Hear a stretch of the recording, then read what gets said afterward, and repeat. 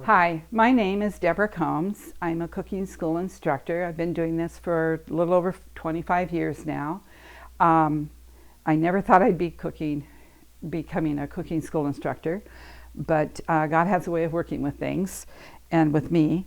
And I was raised as a heavy meat eater, and when I was about 17, not feeling very well, I changed my diet to become a vegetarian, and that seemed to help me quite a bit.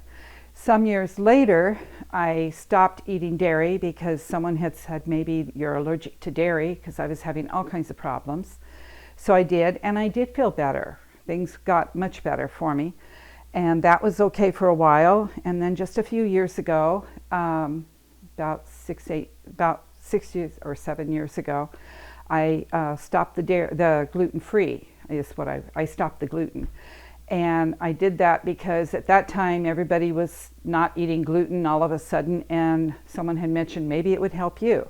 I had been suffering for years with rashes and hives and just not feeling good, other problems. So I stopped the gluten, and what do you know? It helped. So I'm much better off now. I feel much better. And so now I'm gluten-free and dairy-free. The doctor had diagnosed me with a birth defect a few years ago, and he told me it should have killed me when I was in my 30s, that I shouldn't be alive right now. But I am, and I think God had something to do with it. He said it was my diet. I believe God had something to do with that. But anyway, so I'm happy to be here, and I feel better, and I'm doing better. Now, because I am gluten-free and I am dairy-free, it does not make a big difference when I'm doing vegetarian cooking. And if there is a difference, I would tell you. But I want this to be a cooking school for people to be able to have foundations, to be able to do a practical way of cooking, so that anybody can do it. And I've taught this to many people, and a lot of people have told me this was the easiest thing they ever learned. So if you watch all the different videos we're going to be producing, you'll see different recipes and whatnot that you can be using. Today we're going to be making a cashew macaroni and cheese. It's an uncheese. It's no cheese to it. It's just pimentos. I've had people eat it and not know that there was no cheese in it. So when they found out, they were amazed. We're going to start with the cashews. Now I have them in a bag, and the reason for that is I buy cashews in bulk, and then I bring them home, I rinse them, wash them off pretty good with just clear water, and then I put them in a bowl and let them soak for about 4 hours. Now cashews do not take as long a time to soak, but other nuts do. Cashews have a lot of oil in them, so they plump real fast. Anyway, so we let them soak for about 4 hours, and then we rinse them again, drain them, put them on a lined parchment paper cookie sheet. That way it saves your scrubbing. And you put the nuts on there in a single layer, flat, and then you put them into an oven for about 200 degrees for about 3, 4, maybe 5 hours. It depends on how long they had soaked, if you want a little over 4 hours of soaking them or whatever. Anyways, we put them in there, and you have to turn them at least once during the time that they're cooking.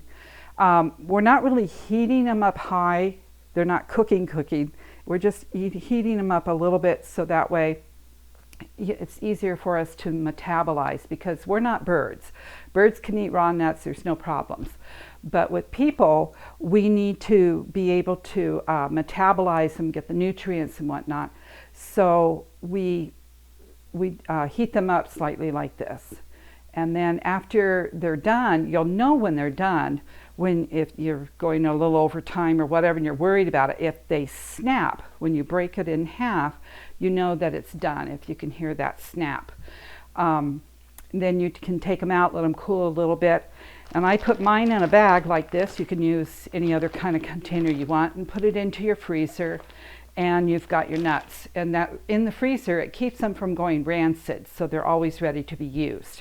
Anyway, so when you measure nuts, we're going to use a half a cup of cashews. You measure your nuts. You want them to mound, because nuts do not pack. So you want them to be mounded like that. And then I'm going to put them in the blender.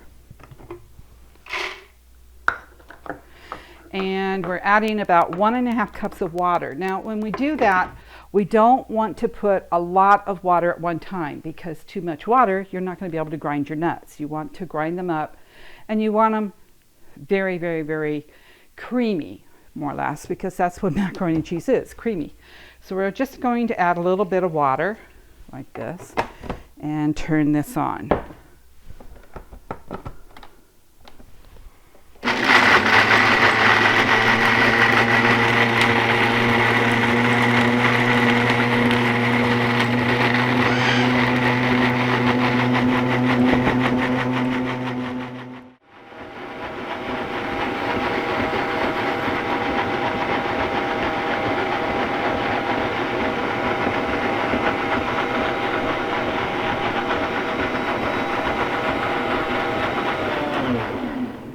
Okay, our water is boiling over here, so we're going to pour our macaroni in, and we're pouring in about about 3 cups. We want 4 cups of cooked macaroni, so I'm putting in about 3 cups, and some salt, which I don't have in there.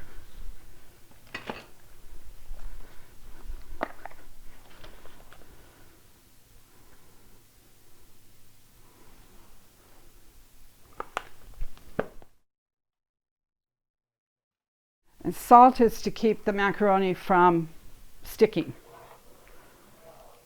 Now I'm using a quinoa macaroni. Like I said, this does not matter. You can use a whole wheat one. It does not matter. You can use brown rice, macaroni, whatever your diet or whatever you want, that's fine. Anyways, so we have our nuts pretty well pulverized, and I'm going to put in a 1/4 of a teaspoon garlic powder, 1.5 teaspoons of onion powder, and a tablespoon of salt. Now, if that's too much salt for you, don't worry about it. Cut it down. Everybody has to eat for the way that they know is good for them. I'm going to push that down just a bit.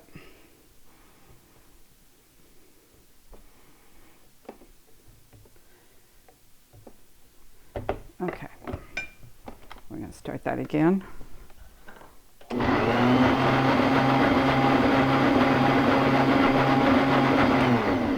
Okay, and then I'm going to add a 4-ounce jar of pimentos. Okay, sometimes pimentos are packed pretty solid.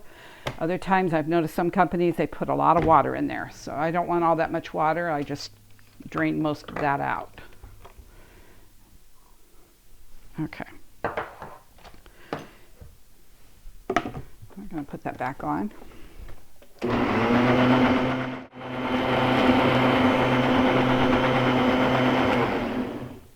Okay, so I had added another jar of pimentos to it only because it wasn't as dark of orange that I liked. So I wanted it a little bit darker. So we added another 4-ounce jar. That's up to you if you want to do that. And this is not quite done yet. So when this gets done, we'll add them together and get it into the oven. So we've already taken our macaroni off the burner. It's done. And we took it over to the sink and rinsed it in some hot water and drained it. So we're going to put that into our casserole dish here.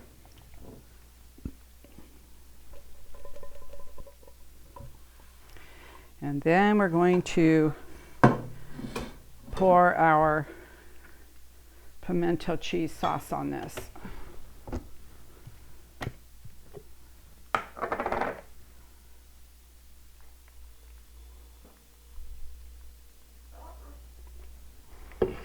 And mix it up a bit. It'll look a little watery, that's okay.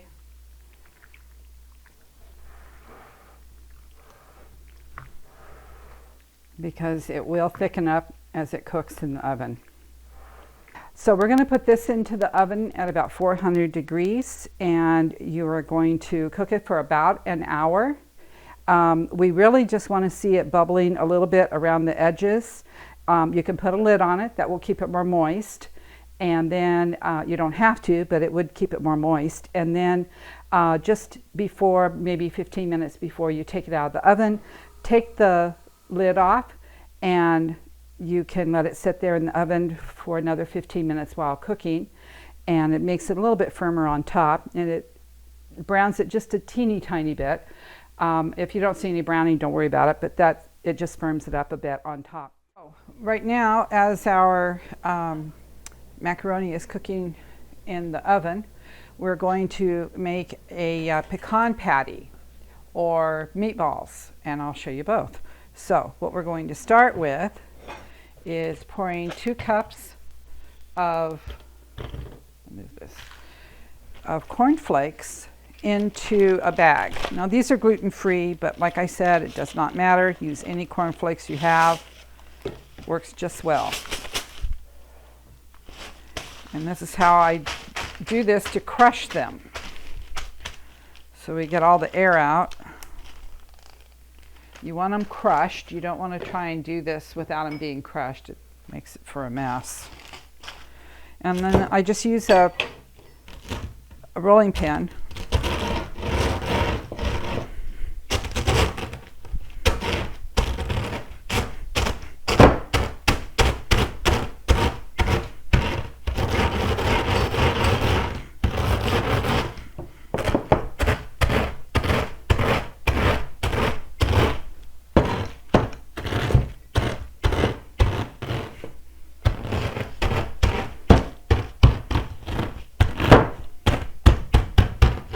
Okay, so we have 2 cups of corn flakes, and we're going to put that into our mixing bowl over here.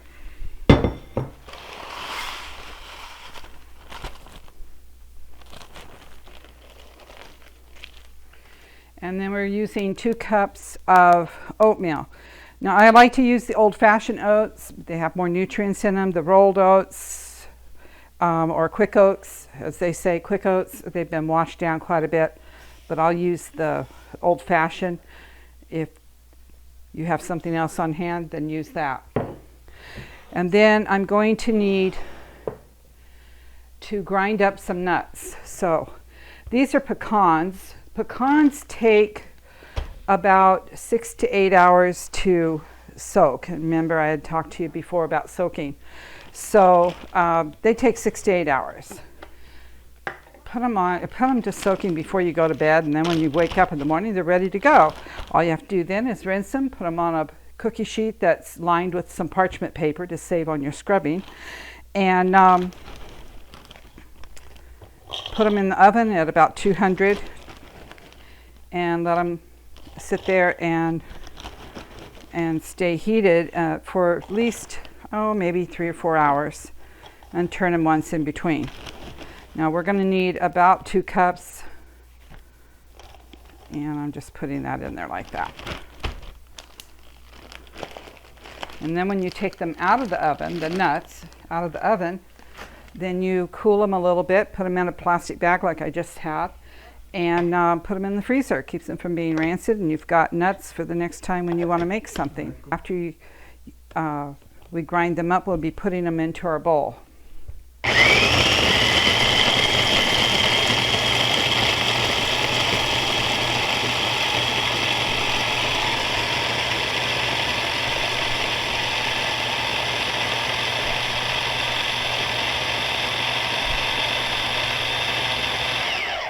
Now this is a nut chopper, or a small vegetable chopper, as you want to call it.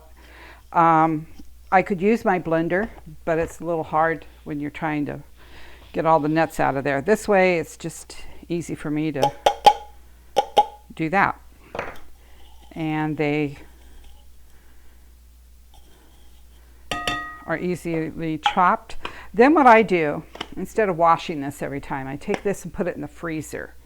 It's not going to grow bugs or get rancid or anything like that. So this stays in the freezer. Put this back in the cupboard.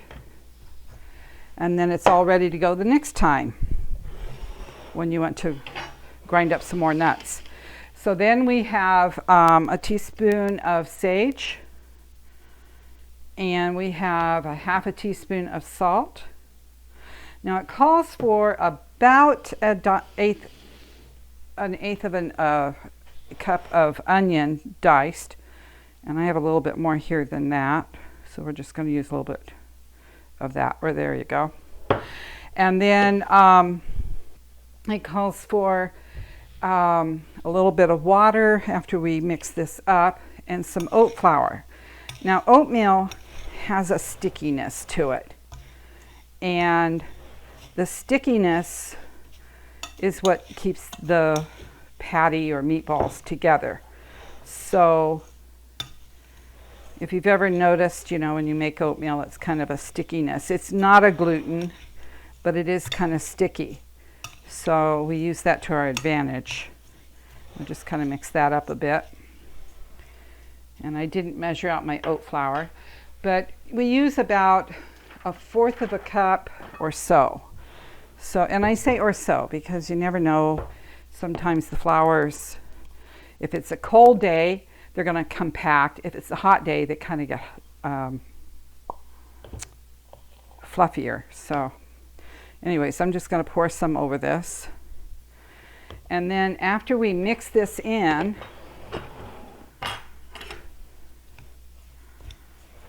we're going to add some water. Now, this has to sit for about 15 minutes, sometimes 20, somewhere in there. And I will show you why, and you will see it, because it will start to form like a, for lack of a better term, a dough. It's not really dough, but it's a stickiness. And we're just going to add some water. And it's about, oh, I don't know, maybe 2 cups. I've got 4 cups there, so we'll see how this goes.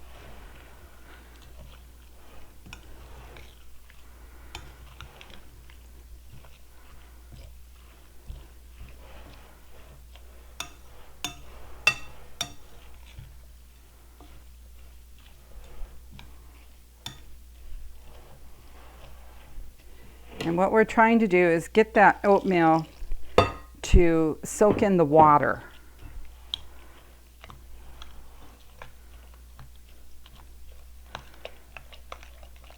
Now we don't really want to make it soupy, although I think I may have done that a little bit. But we can always add a little bit more oatmeal if we need to, or a little bit of oat flour. Anyways, now we're just going to let this sit for about 15 minutes. And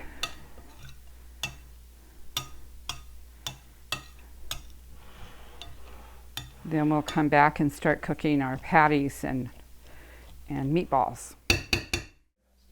Okay, so now you can see how thick this is. I added a little bit more oat flour and a little bit more cornflakes, maybe half a cup of cornflakes, and a couple of tablespoons more of oat flour, because I had gotten a little bit too much water in it. That can happen. So anyways, now we're going to make up some patties, and I will show you how to do this. When you make a patty, you don't want it to be thin on the edges, because it will not hold together that way. So you want to build up the sides like a wall. You do not want to make this too thick. If you do, it will not cook on the inside and you'll be eating mush. So we don't want to do that. Anyways, and this is quite sticky, but I'll show you what we do about that in a minute. So we build up the wall kind of thing. Spread it out just a bit. See how it's not spread out thin.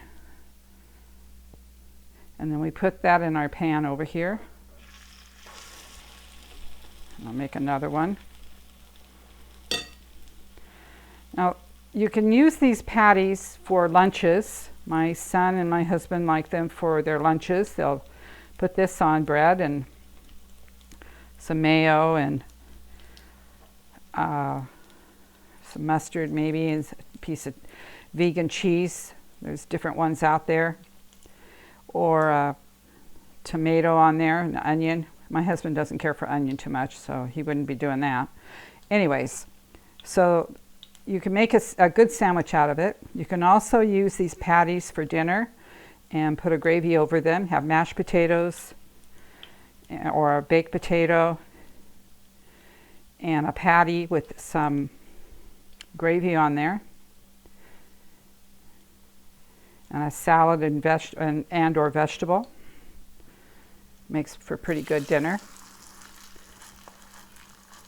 Might add, the reason why I use pecans instead of walnuts, you can use walnuts if you like. I like the taste of pecans better. Walnuts to me have kind of a bitter taste, and to some people they don't, but to me they do. And so I use pecans. It's up to you. It's your discretion as to what you want to do.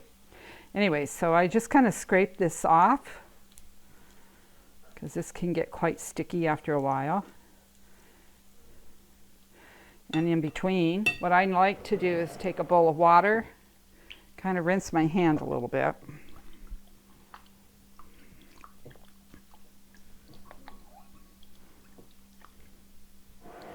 Use a paper towel. This way it keeps it from sticking all that much. Now we're going to do some meatballs. Now meatballs, when I do these, you don't want to make them too thick. Again, you don't want to make the real tiny ones, but my husband can make perfectly round ones. Mine usually come out a little lopsided or something. Just like that, put it in. And then you turn them to cook them. When you make the meatballs, or I mean after you've cooked the meatballs, do not put them in a sauce or gravy or, you know, like spaghetti sauce or anything, because they will fall apart. The meatballs are, use them like a garnish, I guess you could say. Put them, you know, take your spaghetti, put it on your plate, put your spaghetti sauce on there and put the meatballs on top. Or you can put the sauce over the meatballs if you want, but don't put them in a sauce and let them sit in a bowl because they will fall apart. You don't want that to happen.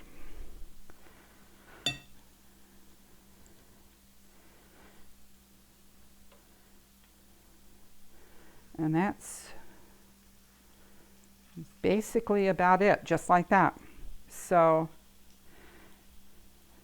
let me turn this up a bit. Now we'll just let those cook. Now you can put the patties on a cookie sheet. You could do the meatballs too, but it may be a little harder. But you can put the patties on a cookie sheet, spray the cookie sheet with spray, or put them on a parchment paper. That would be fine too. And then put them in the oven, cook them at about 350, and turn them in about 15 or 20 minutes. You just want them to brown on each side. The only difference is with that is that it will make them a little bit firmer, and it can be more dry. It can be very dry. If you're trying to watch oils, or you don't want to eat a lot of oils, or you're in a hurry and you've got to get a bunch of them done in a hurry, that's one way of doing it. And then that way you don't have to you know, just fry a couple of them at a time. The other thing you can do is spray them with a little bit of spray oil also. And you can use a pan, and like I have olive oil here. Sometimes I use coconut oil, whichever one you want. And you can spray it with the spray oil and put them in and cook them that way, fry them that way. And it's the same, almost the same as what you would get in the oven. So there are options there you can do. It's totally up to you. Now when you cook on these in a pan like this, you want to be sure to turn them around, because they'll cook real good at the center. If it's your electric burner, they'll cook real good on this side, but on this side they're cold. So you have to kind of turn them to make them more evenly brown. And I would love to cook with gas, but unfortunately all I have is electric, so that's what I'm dealing with. So then we just take our meatballs, and when they're ready, then we'll turn them.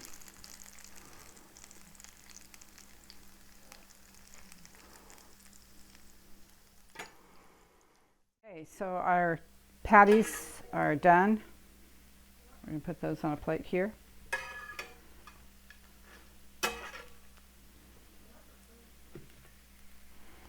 And our meatballs.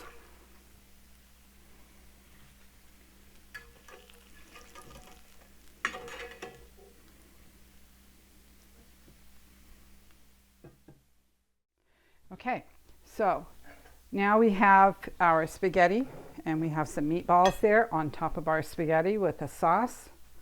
And this is our macaroni.